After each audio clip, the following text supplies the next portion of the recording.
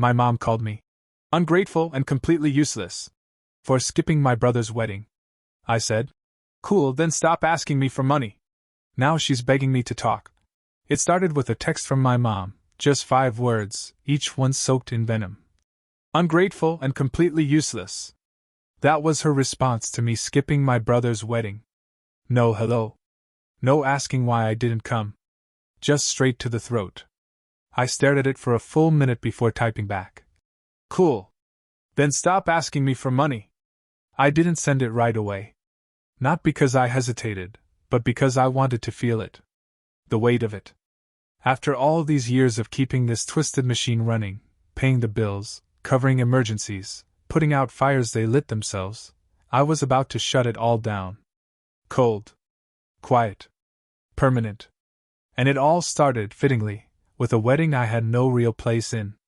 See, I wasn't invited to plan anything. No input. No +1. Not even a seat at the family table. Just a formal invite with a guilt-tripping note from my mother. We know you're busy with work, but we hope you'll still be generous. Generous. That was my role. Not son. Not brother.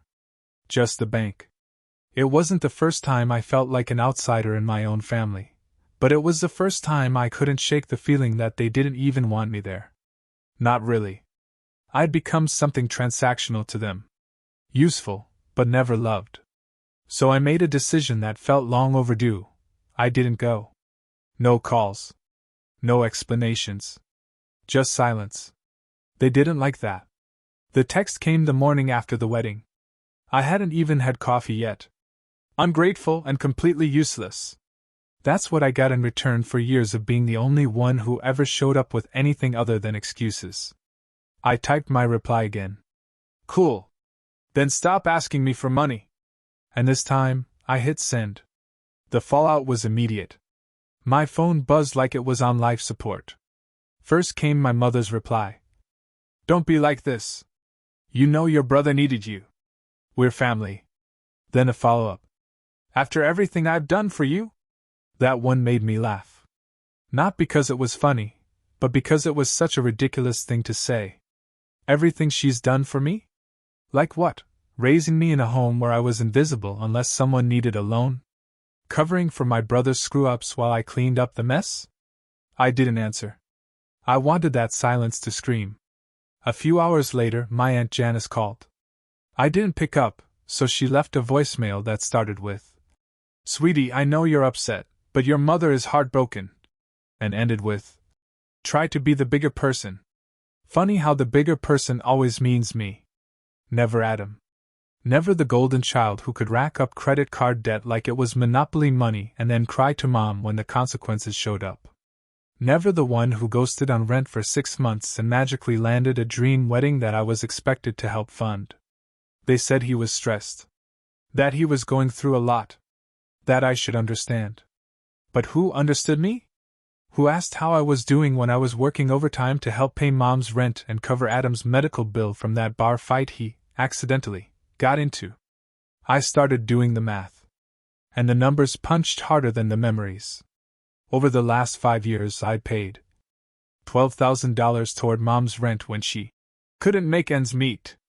$8,500 to cover Adam's credit card debt after his 3rd failed startup. $5,200 for a new car after the old one, mysteriously, broke down, which I later found out he had traded in for cash. And now, they wanted another $3,000 for wedding expenses. All that. And I didn't even get a +1. So yeah? I didn't go. I sent back the invitation with Return to sender scrawled across the front in black marker. A little petty, maybe. But it felt good. Real good. And now? Now I was watching the cracks form in their little world without me. One by one. Text by text. And I hadn't even begun to cut them off yet. I started with the auto payments. It was quiet, methodical, the way you'd shut down a dying machine. No confrontation, no speeches. Just clicks. Click, mom's rent, cancelled. Click, Adam's credit union loan I co-signed for, revoked. Click, The emergency fund transfer I'd been sending every month like clockwork, gone. Then I called my bank to remove the shared account access my mother had begged me for. Just in case there's an emergency. She'd once cried on the phone because she said she didn't feel safe without it. That was 3 years ago. She never mentioned that she used it to pay for a weekend spa retreat last summer. After I finished, I sat in the dark and just waited. It didn't take long. Tom? Mom's voice crackled through the voicemail. The rent didn't go through. I think there's a glitch. Can you check it? 2 hours later. Tom, I don't know what's going on, but the car insurance lapsed. Are you behind on something? Another hour. Tom, you're scaring me. Please call me. Then came Adam.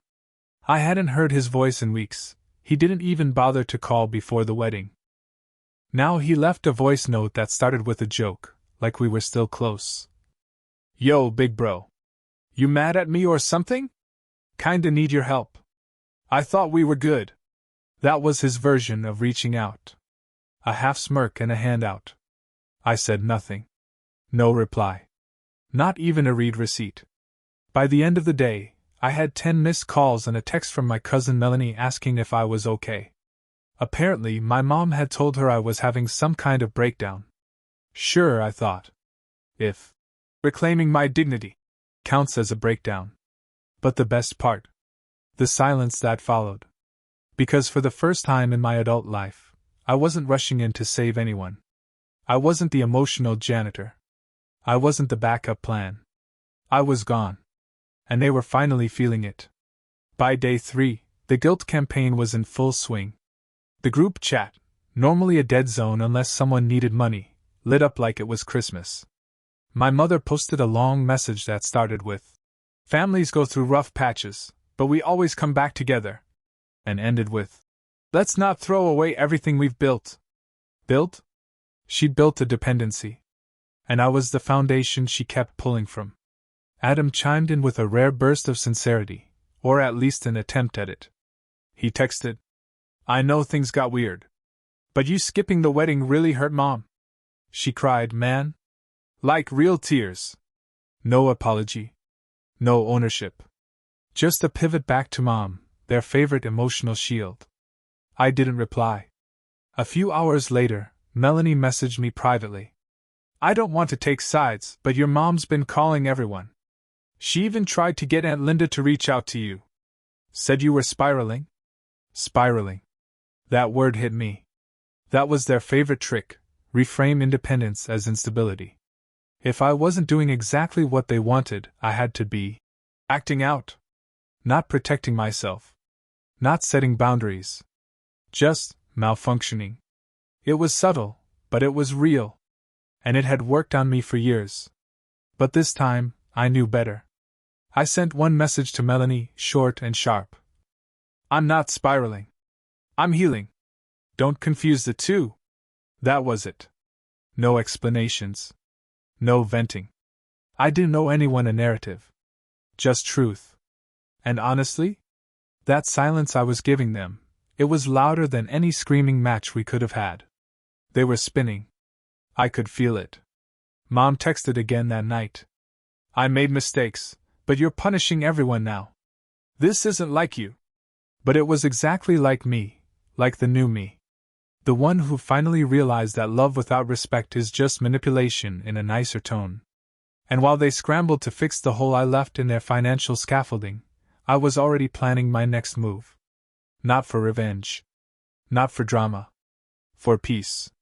The funny thing about cutting people off is that you expect some kind of dramatic explosion, doors slamming, screaming voicemails, threats. But this wasn't that. This was quieter. More desperate. It started with my mother texting me photos of old family gatherings, me holding Adam when he was a baby, a blurry birthday cake from when I was 12, a shot of us all at Grandma Elaine's house the Christmas before she passed. No message. Just the photos. I stared at them for a while, not because they stirred any warmth, but because they reminded me of just how long I'd been playing the role they assigned me. The dependable one. The invisible support beam. I'd loved Grandma Elaine more than any of them combined. And she was the only one who ever made me feel seen. She never needed me to pay her bills or fix her messes. She just cared. Simple as that. And maybe that's what stung the most, that since she died, no one had filled that space. They just repurposed it into a bank vault with my name on it. So I made a list. Not of people to cut off. I'd already done that. A list of ways I could invest in me. Therapy booked. Trip to Colorado in the fall, just me and the mountains, done. That woodworking class I always put off because someone might need help this month. Registered. A small monthly donation to a scholarship fund for kids aging out of foster care, kids who actually need help, not expect it like it's owed. That last one felt good. Because if I was going to give, it needed to mean something. Letting go of my family's dysfunction didn't mean I had to become cold or selfish. It just meant I was done being exploited in the name of obligation. This was the start of a new kind of revenge, the kind they'd never understand. Not because it was cruel, but because it was calculated. Calm. Unshakable. I wasn't blowing anything up. I was just disappearing from their system. And they had no clue how to function without me. About a week into the silence, something strange happened. My mom showed up at my apartment. Unannounced. She stood in the hallway like a ghost from a life I was actively erasing, clutching a Tupperware of baked ziti like we were still on speaking terms. "Thought you might be hungry," she said, with this shaky little smile like nothing had happened. Like she hadn't called me useless just 10 days earlier. Like we weren't mid-collapse. I didn't invite her in. I just leaned against the doorframe and asked, "Did you drive all the way here to feed me, or are you here to fix your finances?" She flinched, and I knew I'd hit it. There it was, that subtle power shift. For the first time, she couldn't use warmth or guilt or nostalgia to steer the conversation. Because I wasn't playing anymore. She tried, though. Told me how Adam had lost his job again, that their water bill was overdue, that the family account I used to fund had dried up. I waited for the ask. It came, of course. Wrapped in a whisper. "If you could just help a little, just until things settle." I shook my head. "Mom, I'm not your backup plan anymore." Her eyes filled with tears, but they weren't grief tears. They were fear, the kind people get when the parachute doesn't open and they suddenly realize they should have packed it better. "You don't mean that," she said. "I do," I replied.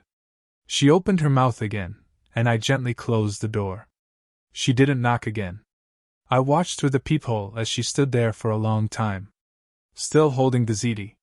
Still unsure what to do now that her oldest son had become a locked door instead of an open wallet. And me? I felt nothing but peace. 3 days after the door closed on my mother, the calls started changing tone. No more guilt. No more. "How could you?" Now it was logistics. Desperation wrapped in urgency. Adam texted me at 1:14 a.m. "Yo, the bank froze my account. Need to borrow $800 just to get through the week. I'll pay you back Friday." A lie. Friday was always just another stall tactic. Adam hadn't paid me back since we were teenagers and he borrowed gas money to go see a girl he ghosted a week later. I didn't reply. At 9 a.m., I got a group text, Mom, Adam, and Uncle Darren. "Let's talk this out like adults. There's no need for this Cold War." Cold War. It was the first honest thing any of them had said. Because that's exactly what this was. A quiet standoff. No yelling. No open attacks. Just pressure. Subtle, relentless pressure. And my refusal to bend. Uncle Darren called later that afternoon. He was always the one they sent in when things got really bad, the reasonable relative. The one who'd throw out words like compromise and forgiveness, like they were free samples in a grocery aisle. "Tom," he started, "your mom's not perfect. None of us are. But you can't let this bitterness define you." "It's not bitterness," I said. "It's boundaries." He was quiet for a moment, then sighed. "So you're just done?" "Yeah," I said. "I'm done." I expected a lecture. Instead, he surprised me. "Good. he said softly. It's about time. I froze. What? You've been carrying all of them for years. I'm just surprised it took you this long. I didn't know what to say. It was the first moment of validation I'd gotten from anyone in my bloodline. Uncle Darren continued. You know, when you were 10 and you gave Adam your birthday money so he could buy that stupid skateboard? I knew then, you were going to get used up by this family if you weren't careful. Why didn't you say something? I asked. Because you were a kid. And kids don't listen when it comes to family. But now you're not a kid. That call stayed with me. Not because it healed anything, but because it confirmed something I already felt deep in my bones. I wasn't the problem. I was just the exit plan they lost. The first real sign that the machine was breaking down came on a Wednesday morning. I was in the middle of a therapy session, something I'd started recently, now that I wasn't bleeding money into everyone else's problems, when I got a notification from my credit monitoring app. Someone had tried to open a loan using my name. I knew exactly who it was. Adam.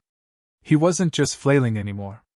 He was reaching, clawing, trying to build a raft out of my credit because the ship he built was going down.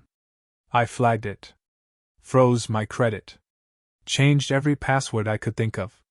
When the session was over, I stared at the phone in my hand for a long time. Not angry. Not shocked. Just hollow. When someone tries to steal from you, it's one thing. When your brother tries to steal your identity to survive, that's something else. That night, I blocked his number. It was overdue. By Friday, my mother had resorted to letters. Actual, handwritten letters on scented paper, like she thought nostalgia might cloud my memory. The first one was 6 pages long.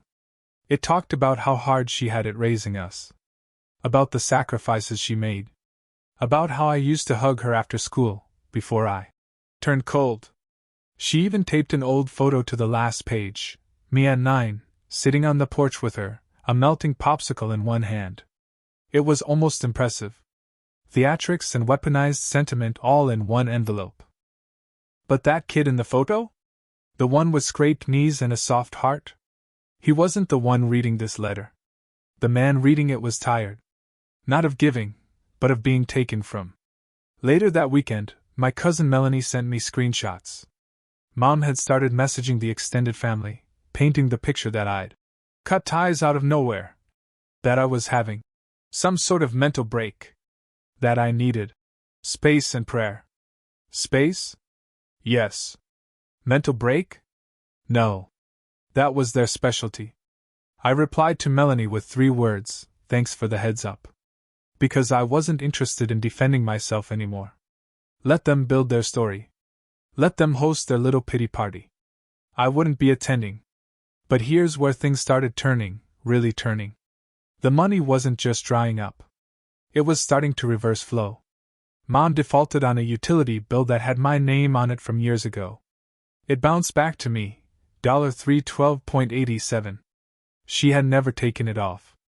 Never told me. Just quietly let it ride. I paid it. Then I removed my name from everything. Phone plans, old auto policies, co-signed cards. Even the Costco membership.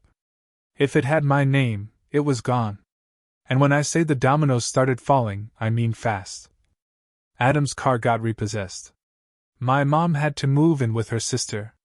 Their once emergency only group chat became a rotating cycle of blame. Melanie sent me a message one night. They're melting down. Adam told Aunt Linda that you ruined everything. Your mom cried for 3 hours. You okay? I replied. I'm great. Because I was. My apartment had never been this quiet. My sleep had never been this deep. I had money in my account that didn't already belong to someone else's crisis.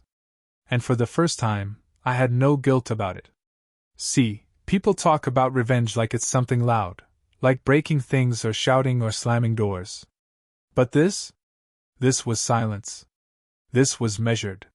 This was walking away and not looking back. The kind of revenge that doesn't scream, but echoes. And they were hearing it now, loud and clear. A month after I sent that final text to Melanie, I got an email from Adam. The subject line was empty. The message just said, "You win. Hope you're happy." I stared at it for a full minute. Not because it surprised me, but because it didn't. The word win stuck with me. As if this had been a game. As if I'd been playing chess while they stumbled around asking for rent, draining my patience like a faucet left on overnight. Winning would have meant revenge, maybe. A mic drop. One final speech that left them all speechless at the Thanksgiving table. But this wasn't that. This was closure. The quiet kind. The kind you don't perform. The kind that creeps up on you in moments you didn't expect, like watching the sun rise through a clean apartment window with coffee in hand, realizing no one's going to call and ruin your day. The world hadn't ended without me propping them up. They just fell. Like they were always going to. I heard through the grapevine that my mom had moved in with Aunt Linda permanently. Adam took a job working night shifts at a warehouse 2 towns over. His fiancée left him 2 weeks after their honeymoon bills came in, and the money dried up. Apparently she thought I'd be helping more. I didn't laugh. Not even a little. Because by now, I didn't feel joy from their collapse. I felt release. I started spending the money I used to send them on things that made me feel human again. Things I never gave myself permission to enjoy before. A trip to Maine. Just me, some hiking boots, and no one calling me with another favor. Art classes. Turns out I'm not good at painting, but I love it anyway. I like the mess. The silence of a room with nothing but canvas and music. I hired a financial advisor. He helped me restructure my savings into something real, an actual future. We laughed when we reviewed my past expenses. "You've been running a nonprofit," he joked. "Yeah," I said. "Time to start investing in the beneficiary." I even started helping out a friend of mine, Marcus. We'd worked together years ago, stayed close. Marcus had hit a rough patch, but he never once asked for a handout. Just asked if I could help him find a job. I connected him with someone, wrote a referral, and bought him a new pair of shoes for his first interview. He cried when he got the job. 1 week later, he showed up at my door with homemade empanadas and a thank you card. It was the smallest thing, but it leveled me. Because it was the first time in my life that helping someone didn't leave me feeling emptier. It left me full. That's when I realized what the real revenge was. It wasn't that they were struggling. It was that I wasn't. I was thriving. I was unbothered. I was living a life that no longer had to filter every decision through the question, "Will they need me if I do this?" They still send messages sometimes. Birthdays. Christmas. The occasional attempt to reel me back in with a memory or a favor. I don't block them. I don't respond either. I let the messages pile up like unanswered letters from a past I no longer live in. Because that's the thing about liberation, it's not always loud. It doesn't have to burn bridges or raise voices. Sometimes it's just the quiet click of a door you've finally locked from the inside. And this time, the key stays with me.